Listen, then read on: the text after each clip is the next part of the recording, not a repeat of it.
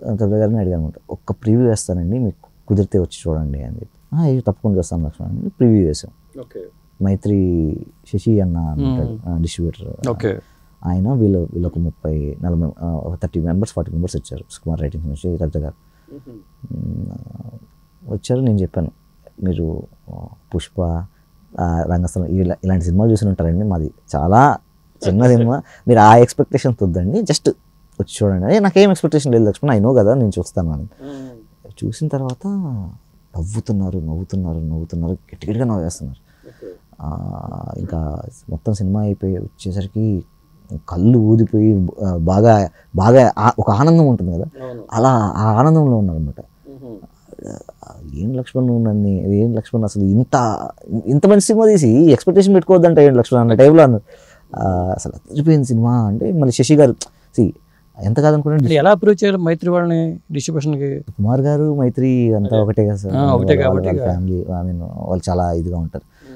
And ఇప్పుడు పుష్ప కూడా మైత్రి అంతా కదా. సో వాళ్ళు ఏదో చేసినా సరే మ్యాక్సిమం అందరి ఒపీనియన్ ఉంటుంది. అందుకని శశి గారు వచ్చారు. సినిమా డిస్ట్రిబ్యూటర్ అంటే తబిత గారు జడ్జ్మెంట్ ఓకే, శశి గారు కూడా డిస్ట్రిబ్యూటర్గా ఒక జడ్జ్మెంట్ ఉంటుంది కదా.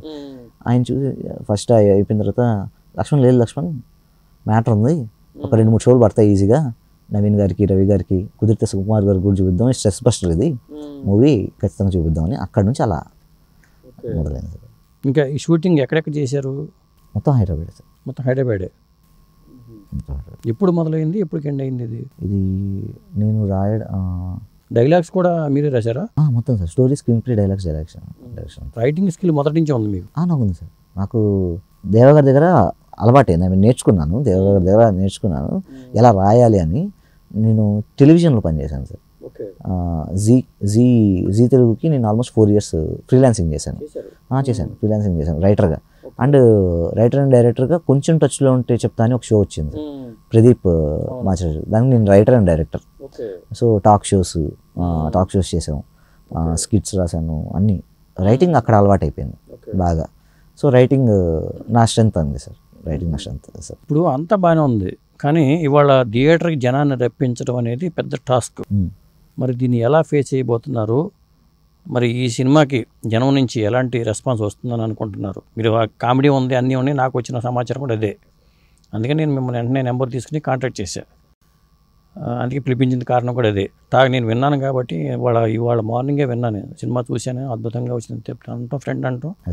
మరి జనం వస్తారా రారా ఇట్లాంటి థియేటర్లకి? అదే మీరు చెప్పింది సార్. ఇప్పుడు మీ ఫ్రెండ్ గారు మీకు ఫోన్ చేసి బాగా వచ్చింది సినిమా అన్నారు, లేదా మీరు ఫోన్ చేసి కనుక్కున్నారు బాగా వచ్చిందని వెంటనే ఇంటర్వ్యూ పెట్టేశారు కదా సార్.